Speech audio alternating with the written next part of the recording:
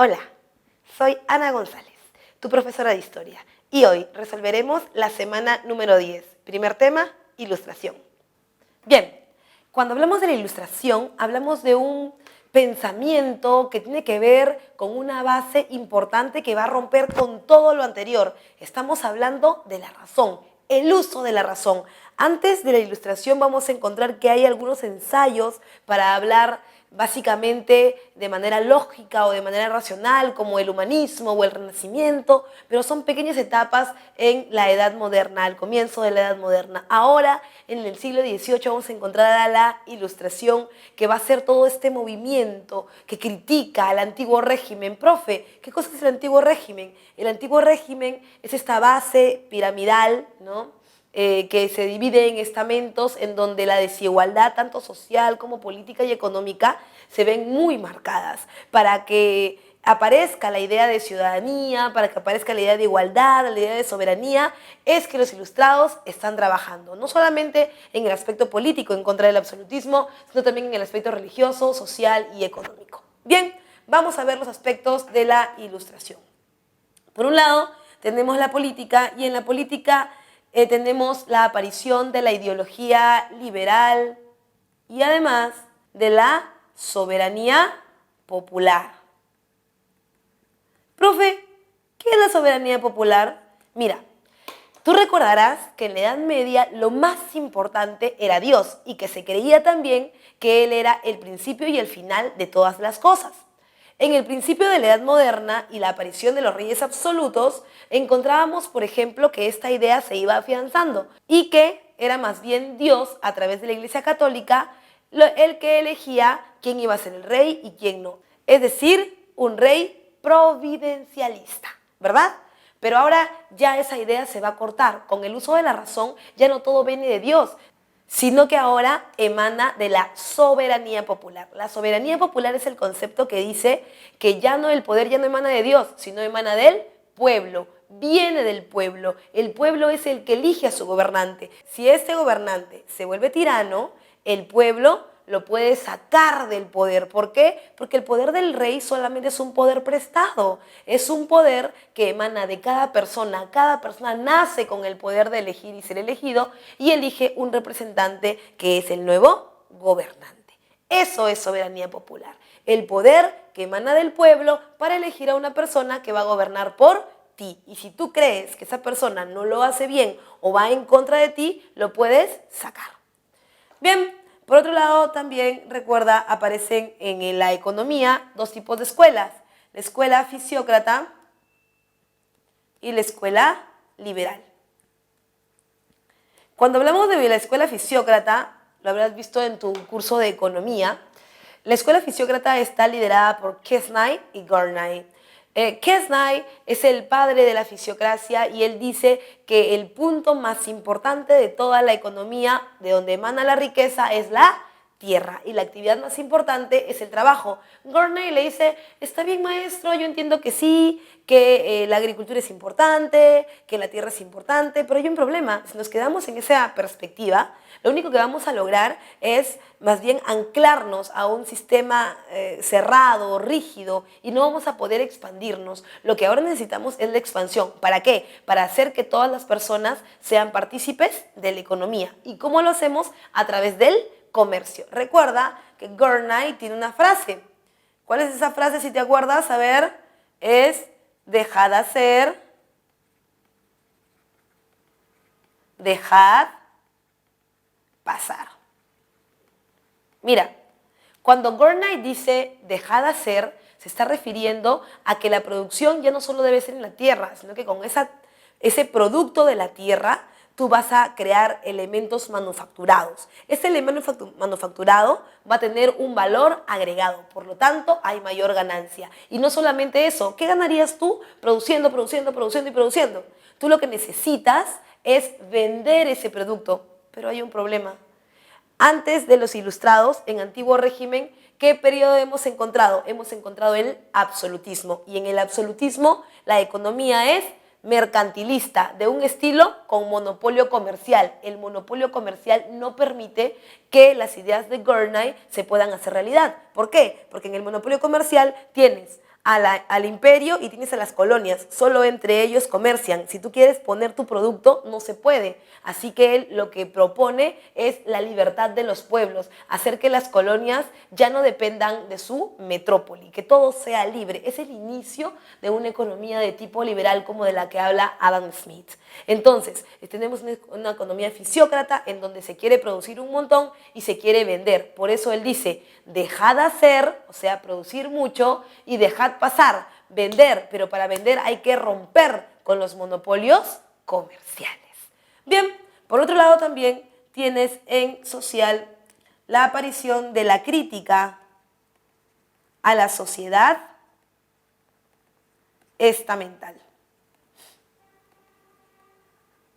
Mira, debes recordar que antes de las ideas ilustradas, los ilustrados lo que están tratando de hacer es romper con esta idea de que no somos iguales, sobre todo socialmente, ¿no?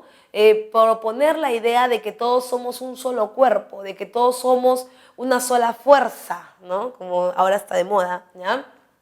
De que todos somos iguales. Pero la sociedad anterior a ellos, que es el antiguo régimen, propone una pirámide muy diferenciada, muy jerarquizada. En la base está el pueblo, después está el clero y después está la nobleza. Entre ellos hay mucha diferencia. El pueblo, por ejemplo, es el que mantiene o sostiene económicamente a toda la pirámide, es decir, es la base económica del antiguo régimen. El antiguo régimen se refiere al absolutismo, al periodo donde los reyes lo eran todo. Imagínate que tú que eres el pueblo tengas que mantener a todos, tengas que mantener al clero, a la nobleza. Si estos gastan más, tú también vas a tener que pagar más. Profe, ¿y cómo lo pago? A través de los impuestos. Si el clero consume más comida, pagas más impuestos. Si la nobleza consume más comida o hace más fiestas, pagas más. Es lo que el pueblo ya no va a aguantar. Esto, aunado, por ejemplo, a los problemas de la crisis del trigo y la sequía, en Francia van a hacer reventar la Revolución Francesa. Entonces, tenemos al pueblo, al clero y a la nobleza. Es más, el clero se va a dividir en dos, alto clero y bajo clero. El alto clero es este grupo de sacerdotes que tienen el control de la Iglesia Católica y que obviamente tienen mucho poder y mucha riqueza. Estás hablando de obispos, arzobispos, cardenales, el mismo papa, y el bajo clero es aquel que es de mando medio, de mando pobre, ¿no? Aquel cura de parroquia, por ejemplo, que está cercano a la gente, ¿no? El que te da la misa, el que te bautiza, el que te da la primera comunión en el barrio. Él es el bajo clero. Ahora bien, el bajo clero está cerca del pueblo y por lo tanto a este bajo clero también se le llama clero refractario. ¿Por qué se le llama clero refractario? Porque ellos son los que van a apoyar la revolución. Profe, ¿por qué la apoyan si la revolución va en contra de ellos? Les va a quitar dinero del pueblo. Lo que pasa es que esta parte del clero recibe menos dinero, recibe menos apoyo. El pueblo va a quejarse con ellos y van a sentirse más atraídos por la clase baja. Por otro lado, también recuerda la ilustración, lo que propone, como siempre te he dicho, nunca te olvides de esto, por favor. La ilustración significa igualdad. Igualdad de todo tipo, económica, política, social, religiosa, de todo tipo. Quieren que la gente sea igual. Por eso es que ellos rompen con la idea de una pirámide estamental de antiguo régimen y para ya no llamarlos clero, nobleza ni pueblo, los van a llamar ciudadanos. Este es el concepto que acuña Rousseau, Voltaire, Montesquieu, todos ellos. Bien, ahora sí, nos vamos con lo religioso, y cuando hablamos de lo religioso debemos decir que hay una, aunque no lo creas, tolerancia religiosa y un Estado laico. Profesora, ¿los ilustrados toleran otras religiones? Por supuesto que sí, porque recuerda que los ilustrados no es que no tengan una religión, no es que no crean en Dios, simplemente que ven a Dios de otra manera.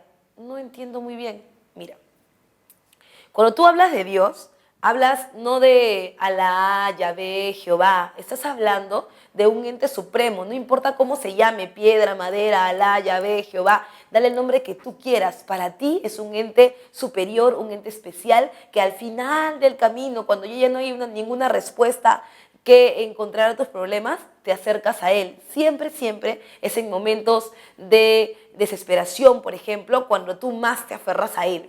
Entonces, Dios es el elemento en donde todo comienza y todo termina. Todo comienza, ¿por qué? Porque en el caso, por ejemplo, de la religión católica, que es la más extendida, ¿no? En donde vamos a encontrar a Jehová o Yahvé, que es tu Dios principal, el más importante, es el único, ¿ya? Todo comienza y todo termina en Él. ¿Quién crea el mundo? Dios. ¿Cuándo termina todo? Con la segunda venida de Cristo, o sea, con el Apocalipsis y Dios desaparece todo y viene la segunda venida de Cristo. O sea, todo empieza y todo termina en Dios. En ellos también tienen una religión, claro que su Dios no se llama Yahvé, pero su Dios se llama razón y su religión se llama sabiduría. ¿Por qué, profe? Porque todo empieza y todo termina en la razón, en la sabiduría. ¿Dónde empieza todo? En la razón. ¿Dónde termina todo? En la razón. ¿No te acuerdas de Descartes? Descartes va a ser el padre de estas ideas. Pienso, luego existo. Siempre es la razón primero. Entonces sí tienen una religión, sí te entienden, sí saben qué cosa es. Lo único diferente es que tiene otro nombre. Por eso hay tolerancia religiosa. Y por otro lado también estamos hablando de un Estado laico. Ellos dicen, perfecto, excelente, que cada quien tenga su religión, hay que respetarlo, es parte de la ilustración, pero ojo con una cosa.